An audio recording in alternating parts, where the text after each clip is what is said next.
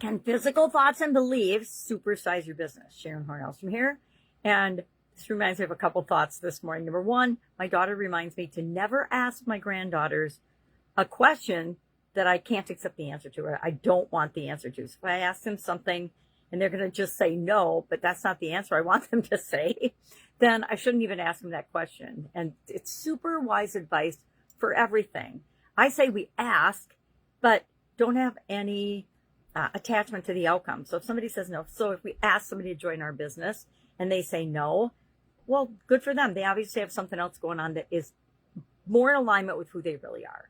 And the other thing that comes up for me when I think of physical thoughts and well-being and the impact on our businesses is for 35 years, a little over, I owned and operated and ran an Italian food manufacturing business. And in that business, I had some thoughts that kept us small, and I had some thoughts that helped us to grow and expand and supersize. And I didn't necessarily understand it or realize it at the time because I wasn't focused on that I could be the bottleneck and the problem of the business.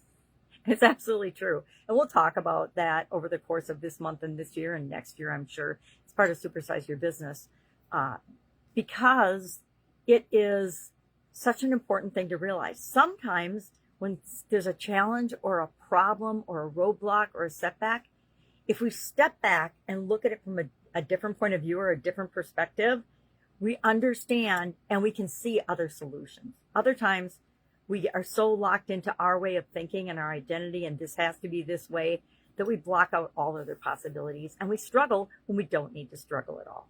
I always say, and it irritates some folks, that struggle is absolutely positively optional, just like frustration, which is really a big one in my face because I get frustrated a lot. And it's because I think that something should be different than it actually is. And I just have to remind myself, step back. Okay, what's really going on here? What is going on? Not what do I expect to be going on? Because they're usually two different things. When they are, it causes this little gap in between my emotions, right? Which always impact us. We talked about emotions already this year. So today we are going to think about and pay attention to and become a little more self-aware with respect to our business. What physical thoughts and beliefs are we having that might be impacting our ability to grow and supersize our business, or just that we're having? I used to call my Italian food business the shop. Well, the shop automatically insinuates small, right? It's a small shop. It's just a little shop where we make handmade Italian food, right? We did tens of millions of dollars out of that little shop, which in most people's mind is pretty big and supersizing. So by me minimizing it and keeping it small, kept us small, and we wouldn't even see and I didn't even see the opportunities all around us.